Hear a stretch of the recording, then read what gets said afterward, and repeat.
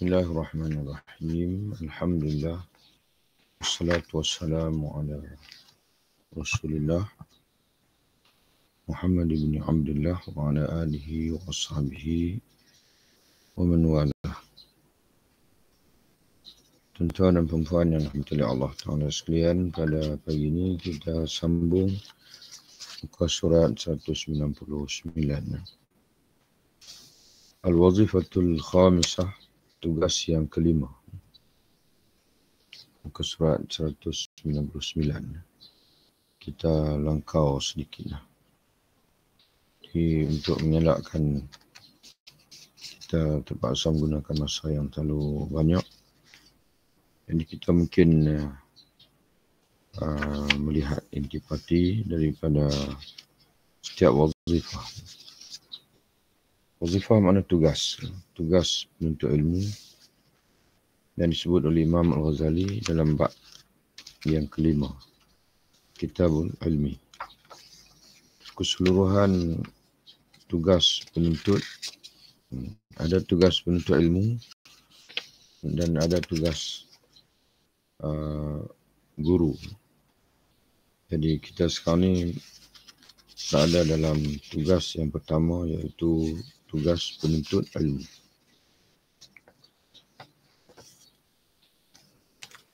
Keseluruhan tugas penuntut yang disebut oleh Imam Ghazali ada 10 keseluruhannya. Kalau kita boleh ulang semula, empat tugas yang telah pun kita sebut sebelum ini dalam nuskhah terjemahannya lah. Tugas yang pertama, seorang penuntut itu, kata Imam Al-Ghazali, hendaklah mendahulukan penyucian batin. Dia hendaklah memfokuskan dalam proses pengajian ilmu tentang Islam ini, dia hendaklah mengutamakan tazkiyah, penyucian batin daripada segala akhlak yang tercela, segala kerendahan budi dan sifat yang tercela. Itu yang pertama sekali. Kemudian wazifah yang kedua, tugas yang kedua, kata Imam Ghazali dalam muka surat 193, seorang penuntut itu hendaklah mengurangkan hubungannya dengan urusan duniawi, menjauhkan diri dari kaum keluarga dan kampung halaman. Maksudnya, kalau betul ingin menuntut ilmu, hendaklah menjauhi segala perkara yang menyibukkan diri daripada ilmu. Itu perkara yang mengganggu penempuan kepada ilmu.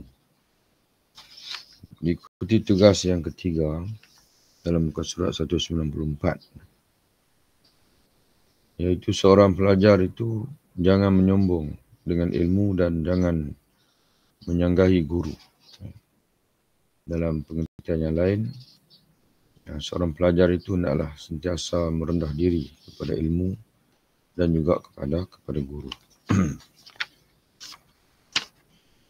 Tugas penuntut yang kelima,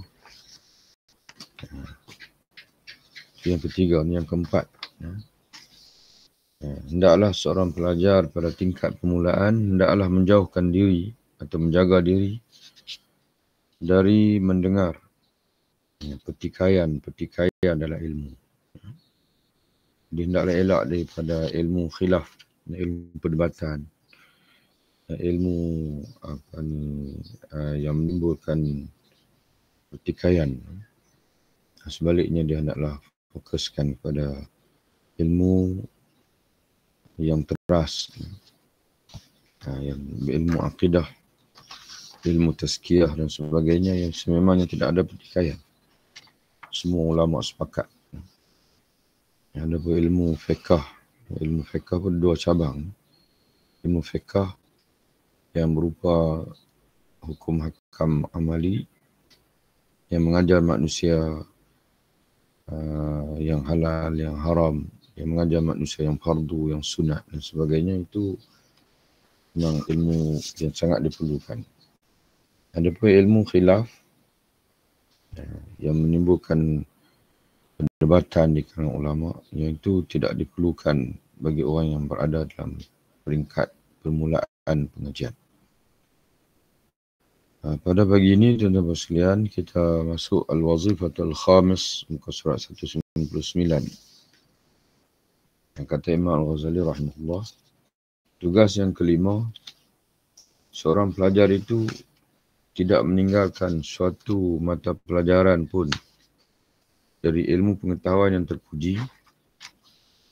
Maksudnya seorang pelajar itu janganlah meninggalkan suatu pun daripada ilmu yang baik yang terpuji, dan tidak suatu macam pun dari berbagai macamnya, yakni ilmu yang terpuji, selain dengan pandangan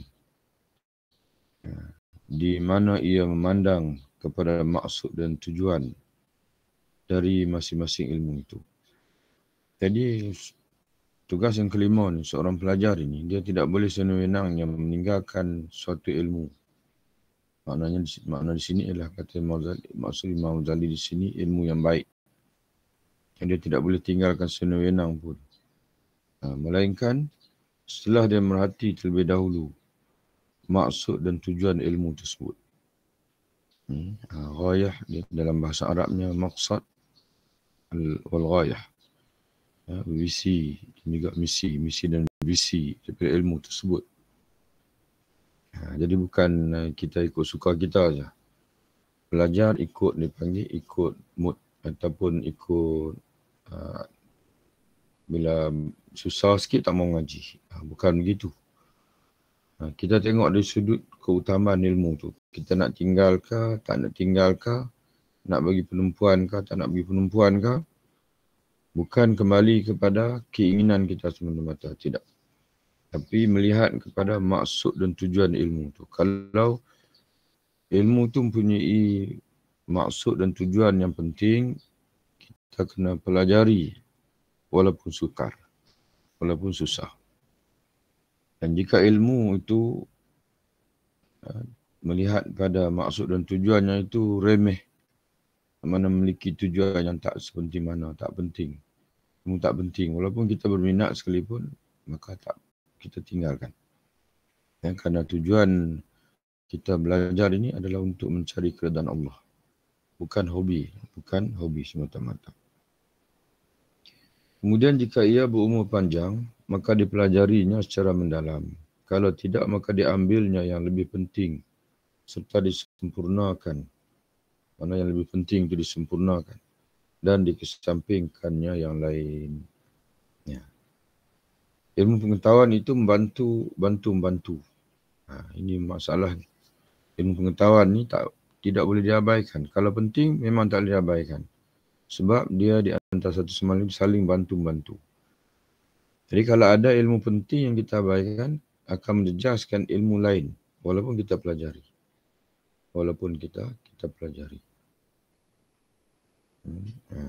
Tapi oleh kerana kita mengabaikan satu bidang lain daripada ilmu yang penting juga, maka menyebabkan ilmu yang dah kita pelajari itu pun kita tak dapat faham dengan baik, dengan elok. Orang yang mempelajari ilmu terus, koma di situ, terus memperoleh faedah daripadanya. Jadi bila kita mempelajari satu cabang ilmu, kita akan terus dapat faedah daripada ilmu tersebut. Apa faedahnya itu? Iaitu terlepas dari musuh ilmu. Tulis itu. Terlepas dari menjadi musuh ilmu tersebut. Iaitu kebodohan. Karena manusia itu adalah musuh dari kebodohannya. Jadi bila kita tahu tentang ilmu itu, sekurang-kurangnya kita tidak bermusuh dengan ilmu tersebut. Karena pepatah Arab menyatakan al-insan aduun lima jahilah. Manusia akan bermusuh terhadap apa yang dia jahil. Jadi bila kita jahil tentang satu ilmu itu, maka kita tak suka ilmu itu. Kita benci ilmu tersebut. Tapi sebaik kita belajar ilmu tersebut dan kita tahu, rupa-rupanya ilmu ni menceritakan sekian-sekian. Jadi kita jadi kasih pada ilmu tersebut. Berfirman Allah Ta'ala, wa idh lam yahtadu bihi fasayaquluna hadha ifkun qadim. Ketika mereka tidak mendapat petunjuk dengannya, maka nanti mereka akan berkata, ini adalah kepalsuan yang lama, yang dahulu kala, yakni Al-Quran. Oleh kerana mereka tak dapat petunjuk kepada Quran, maka mereka pun katalah, Quran ini adalah kepalsuan dahulu, orang dahulu. Asatirul awalin, dongengan orang dahulu kala. Tapi orang beriman yang belajar Quran, mereka tak akan kata begitu. Mereka tak akan bermusuh dengan Al-Quranul Karim. Ayat ini ada ayat sebelum dia, ada ungkapan sebelum dia. Sebelum Allah Ta'ala sebut ungkapan ini, وَقَالَ الَّذِينَ كَفَرُوا الَّذِينَ آمَنُوا, dan telah berkata orang kafir kepada orang beriman, لَوْ كَانَ خَيْرًا, jika betul Al-Quran itu baik, مَا سَبَقُونَ إِلَيْهِ, tidaklah mereka akan mendahului kami kepadanya. Kemudian wa illam yahtadu, oleh kerana mereka tak dapat petunjuk, maka itu yang menyebabkan mereka berkata Quran ni bukan satu yang baik, sebaliknya dia adalah kepalsuan daripada orang dahulu kala. Jadi yang palsu tu sebenarnya mereka tu yang palsu. Tapi oleh kerana mereka tidak faham, tidak kenal Quran, jadi mereka kata Quran tu yang palsu. Berkata seorang penyair, orang yang punya penyakit rasa pahit pada mulutnya, orang yang punya penyakit, waman yakudha famin murrin maridin yajid murran bihil ma' az-zullalah. Orang yang mempunyai penyakit pahit pada mulutnya, maka akan merasa pahit sekalipun air pancuran yang lazat rasanya. Ini macam kita kadang-kadang demam panas, pahit mulut, demam panas, pahit mulut. Kita makan makanan yang enak macam mana sekalipun tetap rasa pahit. Makan benda manis pun rasa pahit. Jadi begitulah juga orang yang tidak kenal Quran, tidak kenal ilmu, satu cabang ilmu, baik macam mana sekalipun ilmu tu, bagi dia ilmu tu tak bagus. Jadi bila kita pelajari satu cabang ilmu, walaupun sedikit, kita terus akan mendapat faedah, iaitu kita akan kasih. Kita tidak bermusuh lagi dengan ilmu itu. Kita akan kasih pada ilmu tersebut. Ilmu pengetahuan dengan segala tingkatannya, ada kalanya menjadi jalan. Ada kalanya menjadi jalan. Ilmu pengetahuan dengan segala tingkatannya, ada kalanya menjadi jalan yang bawa seorang manusia kepada Allah. Atau menolong. Tuan-tuan tulis sikit tu. Atau ada kalanya menolong ke jalan tersebut. Jadi ilmu pengetahuan yang baik ni, dia ada dua fungsi. Yang pertama, ilmu tu sendiri menjadi landasan untuk kita menuju Allah. Ataupun dia menolong kita. Mana ilmu tu sendiri tidak menjadi landasan jalan kepada Allah, tapi dia menolong kita untuk sampai ke jalan atau landasan tersebut, atau berada istiqamah di atas landasan tersebut. Bagi contoh ni, kita ambil hadis. Ada hadis, bila kita pelajari, maka hadis itu menceritakan landasan untuk kita menuju Allah. Contohnya ada hadis tentang amalan.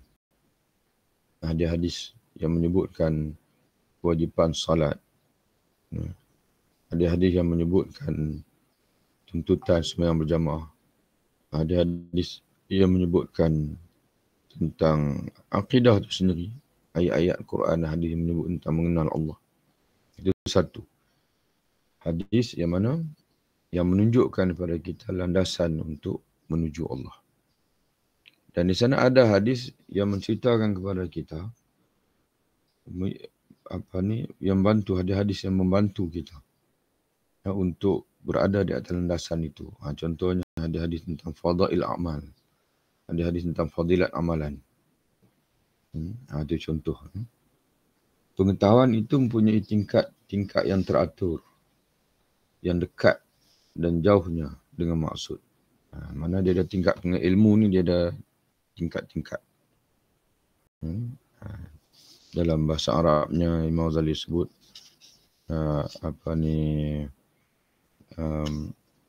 manazil, laha manazil murattabah. Dia ada kedudukan yang ada tingkatan-tingkatan dia. Fil qurbi wal bu'di 'anil maqsud. Dalam dekat dan terlampau jauh daripada mencapai tujuan. Jadi sebab tu sama ada kita nak fokuskan satu ilmu ataupun tidak, sama ada kita nak bergelumang dengan dia ataupun kita nak biarkan dia, bukan melihat pada keinginan kita, tidak. Kena tengok pada sejauh mana ilmu itu membawa kita kepada tujuan dan juga ghayah, matlamat. Jadi ilmu-ilmu yang mana yang menjadi landasan untuk kita mencapai kepada Allah, ilmu itu mesti dipelajari sungguh-sungguh. Orang yang menegakkan ilmu pengetahuan itu adalah penjaga-penjaga. Seperti penjaga rumah, penyantun dan benteng. Ini terjemahan. Al-Quwam biha hafazatun. Mana orang yang pelajari ilmu, yang menghafal ilmu. Hafazatun, dia itu ibarat dia panggil pemelihara. Kahufazur ribatat was-suqur. Sebagaimana seorang yang tugaskan untuk menjaga ribatat. Ribat ni adalah dipanggil hadis Nabi sebut ribatu yaumin fi sabilillah, mengikat diri satu hari jalan Allah. Mana setia.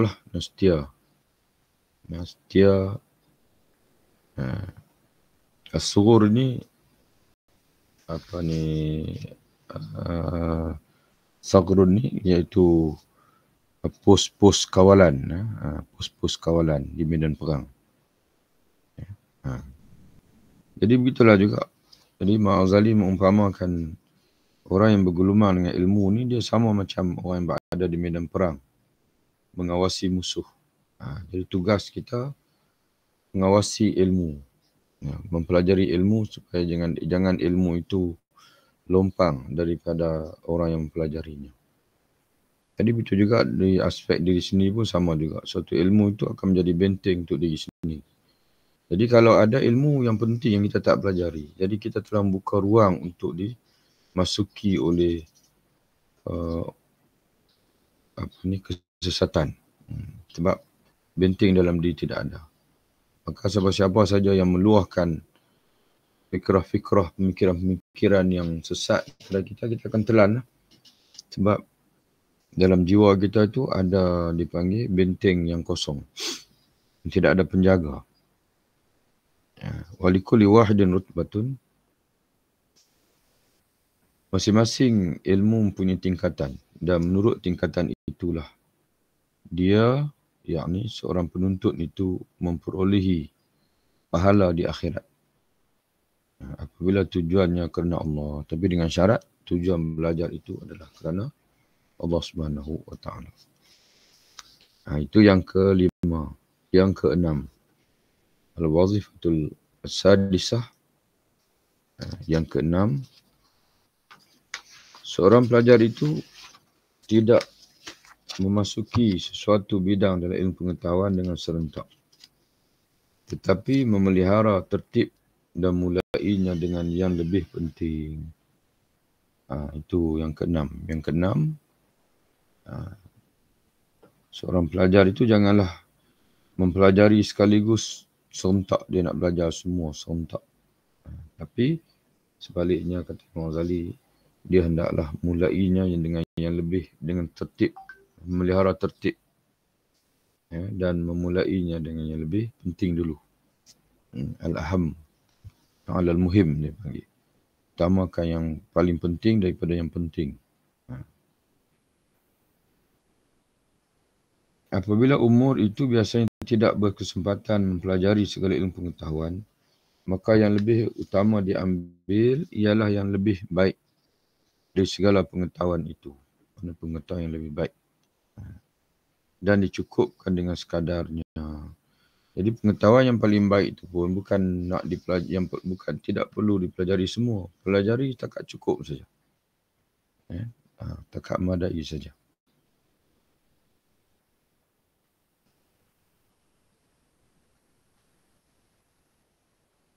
Lalu dikumpulkan seluruh kekuatan dan pengetahuan tadi untuk menyempurnakan suatu pengetahuan yang termulia dari segala macam ilmu pengetahuan, iaitu ilmu akhirat. Jadi Imam Ghazali kata semua jenis ilmu ni hendaklah digabungkan untuk kita mencapai ilmu yang paling mulia yang menjadi matlamat, iaitu ilmu akhirat. Ilmu akhirat.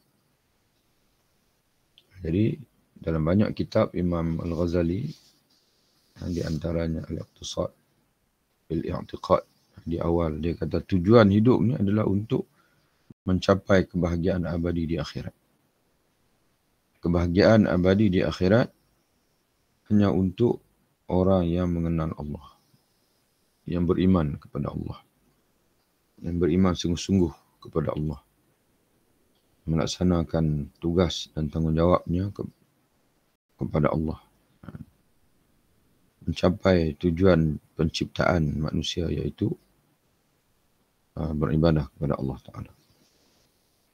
Dan yang saya maksudkan ilmu akhirat, iaitu merangkumi kedua macam ilmu akhirat, iaitu ilmu muamalah dan juga ilmu mukasyafah.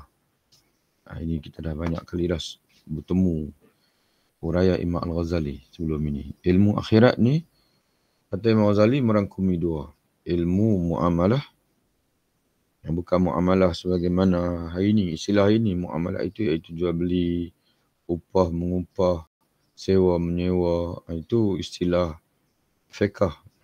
Ilmu muamalah ni dalam bahasa Imam Al-Ghazali iaitu ilmu yang mengajar kita bagaimana berhubung dengan Allah. Bagaimana berhubung dengan Allah Ta'ala. Dan ilmu mukasyafah, ilmu yang didedahkan oleh Allah, tidak melalui pembelajaran. Hanya Allah Ta'ala saja yang boleh memberi ilmu mukasyafah ini. Nur yang dibuka oleh Allah kepada hati hamba-hamba yang dia pilih. Tujuan dari ilmu amalah ialah ke ilmu mukasyafah. Jadi ilmu amalah ni menjadi tangga untuk kita mencapai ilmu mukasyafah. Dan tujuan dari ilmu mukasyafah ialah mengenal Allah Ta'ala. Mengenal Allah Ta'ala. Jadi kita sebut dah tadi, hanya dengan mengenal Allah, yakin sungguh-sungguh kepada Allah, beriman kepada Allah, barulah kita akan bahagia di akhirat. Tidaklah saya maksudkan dengan itu akan akidah. Mengenal Allah itu, kata dia, tidaklah dia maksudkan itu akan akidah atau i'tiqad yang dianuti oleh orang awam dengan jalan pusaka atau pelajaran. Jadi tujuan ilmu mukasyafah, ilmu muamalah menjadi tangga kepada ilmu mukasyafah. Tujuan ilmu mukasyafah ialah untuk kita mengenal Allah Ta'ala dengan hakikat kenal yang sebenar-benarnya. Tapi kata dia, mengenal Allah yang dia maksudkan itu bukanlah akidah yang dianuti oleh orang awam dengan cara mempusakai daripada bapa atau ibu dia, ataupun melalui pelajaran semata-mata. Atau bukan juga yang dia maksudkan mengenal Allah itu cara penyusunan kata-kata dan perdebatan untuk mengukuhkan ilmu kalam dari serangan lawan seperti tujuan ahli ilmu kalam, mana mutakallimin. Tetapi yang saya maksudkan ialah suatu macam keyakinan. Itu keyakinan. iaitu hasil dari nur. Hasil dari nur yang dicurahkan Tuhan, yakni Allah, ke dalam hati hambanya yang sudah mensucikan kebatinannya, batinnya dari segala kekotoran dengan mujahadah, yakni berjihad melawan hawa nafsu. Itu dia maksudkan. Mana nur, pancaran nur, keyakinan yang Allah Ta'ala campak, Allah Ta'ala masuk ke hati kita setelah kita mujahadah, membersihkan batin. Itu yang dia maksudkan dengan ilmu mukasyafah tu. Sebagai contoh, kalau tuan-tuan rajin perhatikan dalam surah At-Takasur, Allah Ta'ala sebut 3 jenis keyakinan. Ilmal yaqin, ainal yaqin. Dua. Keyakinan berdasarkan pada ilmu semata-mata. Kemudian, ainal yaqin, keyakinan yang berdasarkan kepada kita melihat sendiri. Dan yang ketiganya ialah, kata ulama, haqqal yaqin. Keyakinan yang hakiki, dia panggil. Para ulama bagi contoh dengan gula. Peringkat mulanya ialah orang menceritakan kepada kita tentang gula. Kita tak pernah tengok gula tu macam mana. Kita tak pernah rasa gula. Orang cerita dulu. Orang kata gula ni begini. Dia rasa dia macam madu. Rasa dia. Jadi kita gambarlah. Tapi dia tak akan tepat kerana madu warna kuning. Gula warna putih. Tapi kurang-kurangnya kita dapat gambarkan rasa tu. Tapi tak tepat. Tak akan tepat kalau semata-mata di pengalaman daripada penceritaan orang lain. Kemudian orang bawa kita letak depan kita gula. Kita pun kata, walaupun dia manis, tapi tak 100% sama dengan madu. Kerana madu warna kuning ataupun kekuningan. Okey. Dia nak macam tawas, nak macam garam warna dia. Jadi bertambah lagi dah ilmu tu. Kemudian sehinggalah kita ambil gula tu, kita letak atas lidah kita. Kita rasa, begini gula. Jadi begitulah juga. Kita di dunia ini kita belajar sifat-sifat Allah daripada guru. Ilmu lah. Tentang Allah begini-begini. Sifat-sifat Allah. Tak cukup sekadar itu. Allah Subhanahu Wa Taala suruh kita perhatikan. Maknanya yakin berdasarkan kepada penglihatan. Sebab itu Allah Ta'ala suruh kita perhatikan ayat-ayat dia. Perhatikan tanda-tanda kebesaran dia di alam ini. Jadi kita akan mendapat ilmu selain daripada yang orang cerita tadi ini, kita dapat dengan melihat sendiri, iaitu kebesaran Allah di alam. Perhatikan ayat Quran. Perhatikan mukjizat kalau kita sempat hidup zaman Nabi. Kalau kita hidup zaman Nabi, ada mukjizat. Itu juga ayat-ayatullah. Jadi ayat Allah ni ada 3. Ayatullah al-kauniyah, ayatullah al-Quraniyah, dan juga ayatullah dengan makna al-mu'jizat. Mukjizat yang dia berikan kepada Rasul. Kemudian di akhirat nanti kita akan melihat sendiri Allah dengan mata kepala kita dan kita akan merasai sendiri, dipanggil. Bahkan di dunia sendiri pun mengenal Allah melalui perasaan ni, melalui rasa sendiri ni pun diperolehi oleh orang yang beribadah kepada Allah. Sebab itu bila kita beribadah kepada Allah, kita akan berasa dengan ikhlas, dengan syarat kita khusyuk, dengan syarat kita ikhlas. Kita akan rasa sendiri kelazatan munajat kepada Allah Ta'ala.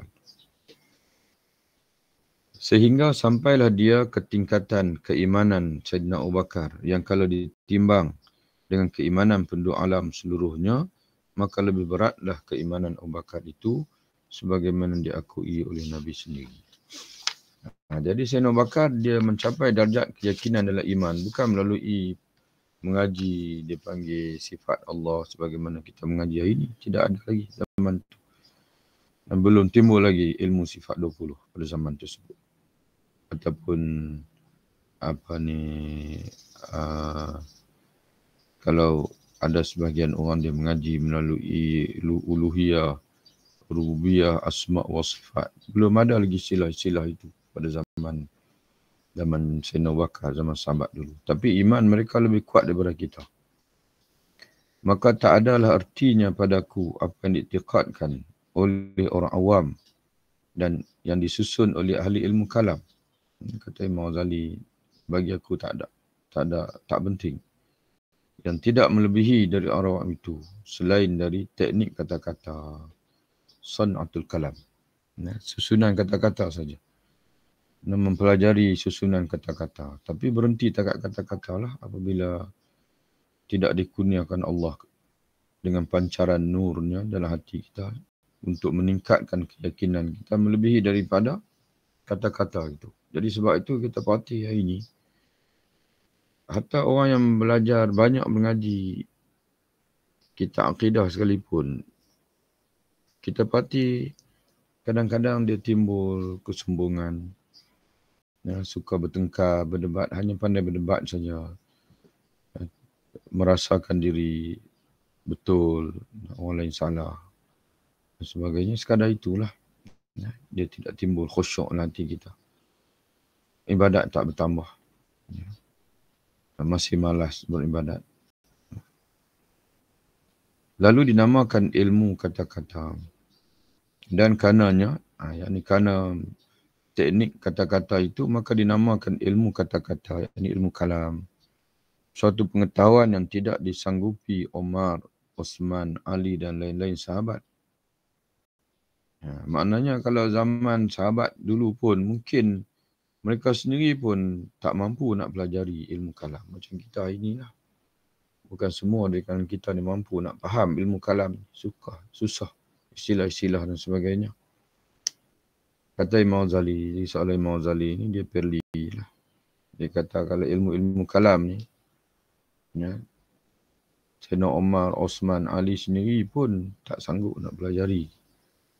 Mungkin dari segi susahnya itu. Namun Sayyidina Abu Bakar memperolehi kelebihan dari mereka ini dengan suatu rahsia yang terpendam dalam dadanya. Bukan dengan pelajari ilmu kalam itu, tapi dengan pancaran nur yang Allah Ta'ala masukkan hati dia yang menjadi rahsia batin yang tidak ada pada orang lain. Dan heran benar orang yang mendengar perkataan tersebut dari Nabi SAW lalu mandang leceh.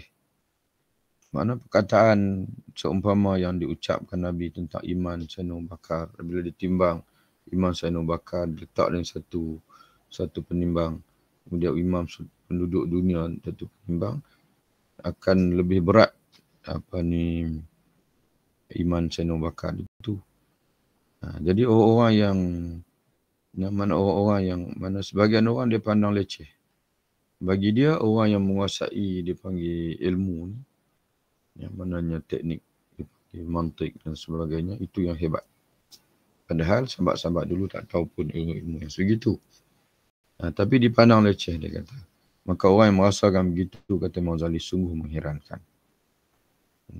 Dia tidak kenal, dia panggil permata dengan kaca. Lalu mandang leceh dengan mendakwa bahawa itu barang batil, bikinan kaum tasawuf dan tidak dapat difahami.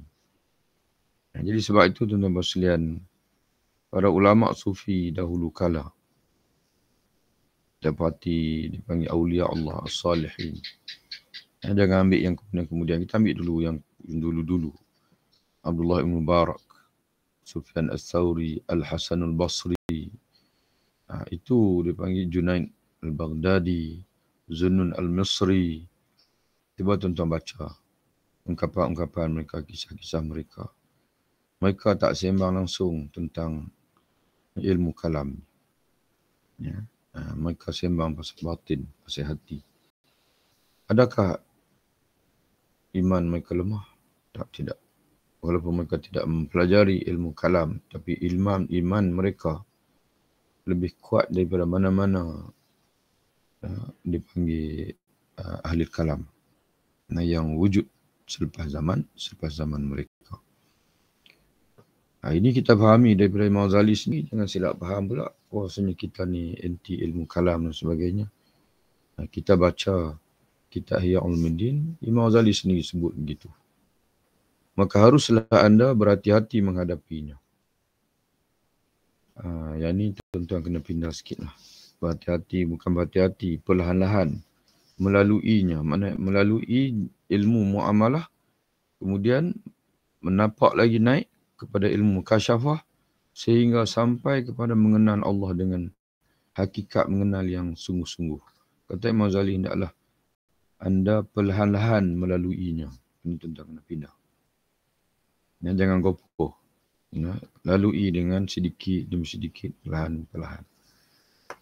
Kalau tidak, nanti anda akan kehilangan modal. Maknanya masa habis.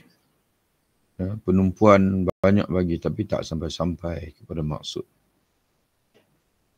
Dan waspadalah untuk mengetahui rahsia. Waspadalah. Apa dia sebut ni katanya? Wakun harisan. Ini pun tuan kena pindah juga. Jadi terjemah waspada ni tak betul, tak tepatnya. Waspada ni makna mengelak. Tapi Imam Ghazali sebut dalam kitab dia kata wakun harisan. Harisan ni maknanya bersemangat. Harisan maknanya hendaklah dalam hati tu bergelojak, hendaklah bersemangat untuk mengetahui rahsia al-kharij. Yang terbongkar ni pun kena pindah juga. Al-kharij ini makna yang di luar, yang tidak ada dalam simpanan kaum fuqaha dan ulama kalam. Mana anda bersemangat untuk kamu belajar mengetahui rahsia yang hanya dalam simpanan ulama-ulama tasawuf, ulama-ulama sufi. Dan tidak ada dalam tung simpanan ulama fiqh dan juga ulama kalam. Ya. Jadi apa ni? Dan anda tidak akan dapat petunjuk untuk itu selain dengan bersungguh-sungguh mempelajarinya. Kena sungguh-sungguh. Pendek kata Imam Ghazali, ilmu yang termulia dan tujuan yang paling utama ialah mengenal Allah. Itulah lautan yang di dalamnya tidak dapat diduga. Tingkat yang tertinggi untuk itu dari manusia ialah tingkat para nabi, kemudian para wali, kemudian orang yang mengikuti mereka. Sebab itu tuan-tuan sekalian, balik pada kita peringatkan semula. Imam Ghazali sebut ilmu ni ada 4. Ilmu usul ni ada 4. Ilmu Quran, ilmu tentang Quran, ilmu Quran.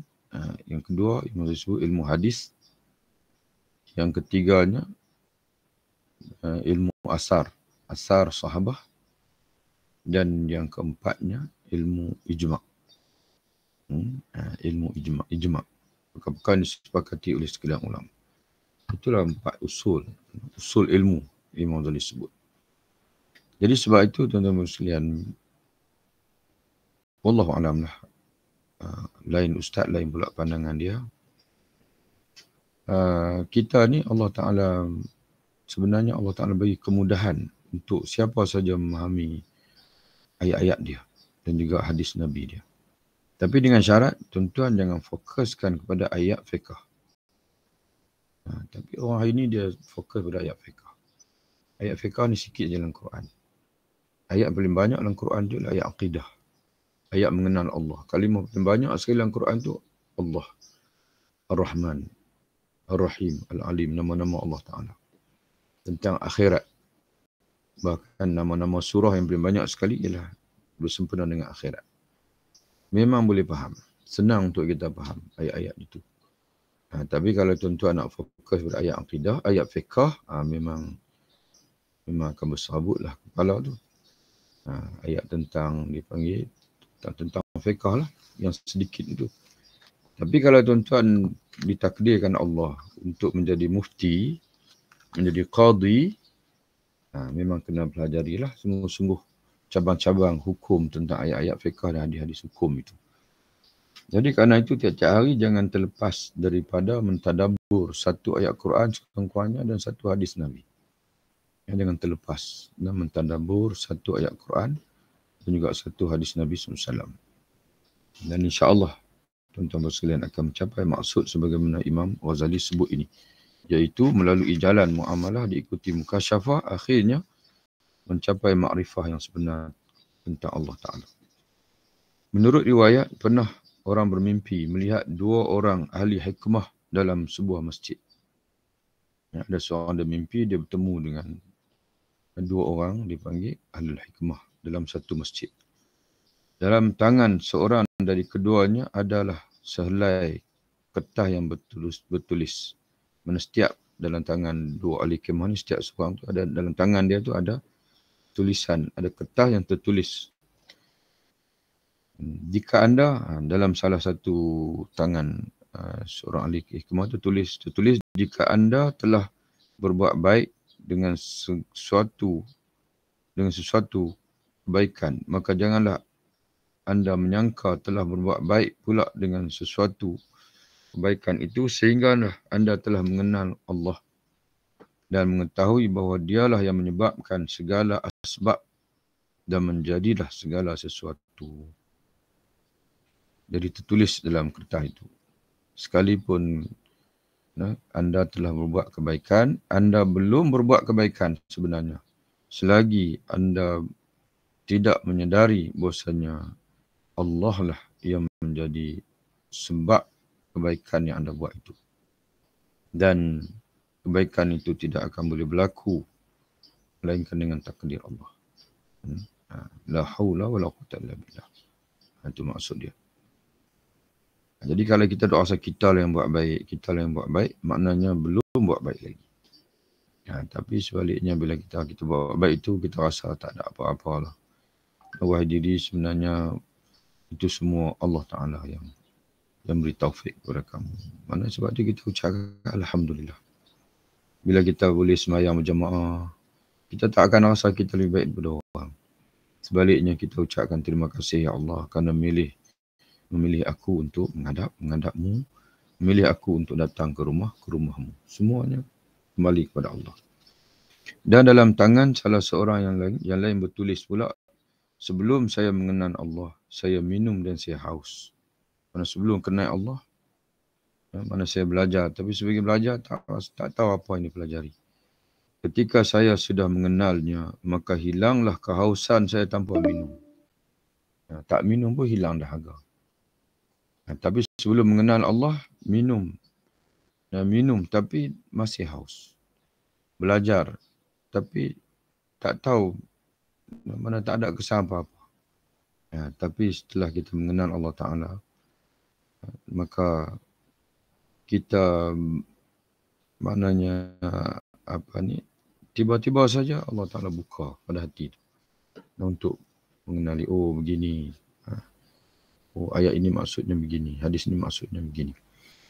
Itulah tuan-tuan sekalian, kita berhenti di situ. InsyaAllah nanti kita sambung lagi wazifah yang ke-7 insyaAllah. Wallahu a'lam bishawab. Assalamualaikum warahmatullahi wabarakatuh. Waalaikumsalam. Terima kasih Ustaz. Sama. Terima kasih Ustaz. Ya, sama.